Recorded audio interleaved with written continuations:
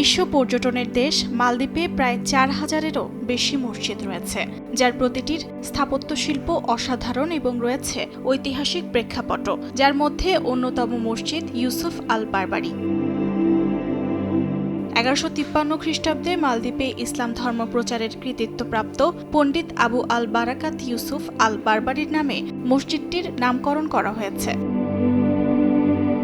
৩ তলা এই মসজিদটির ধারণ ক্ষমতা ১,৪০০ জন মুসল্লির। পণ্ডিত আবু আল বারাকাত ইউসুফ আল বারবারি মসজিদ পর্যটকদের কাছে বাবরি মসজিদ নামে পরিচিত।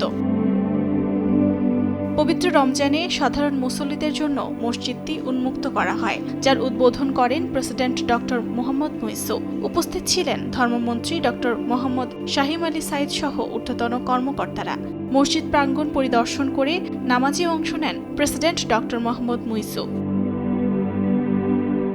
মালদ্বীপের গুরুত্বপূর্ণ বাণিজ্যিক এলাকায় নির্মিত এ বারবারি মসজিদটি ইতিহাস এবং অবিস্মরণীয় স্থাপত্যশৈলী বিমোহিত করে দেশ বিদেশের পর্যটকদের। সময় সংবাদ, মালদ্বীপ।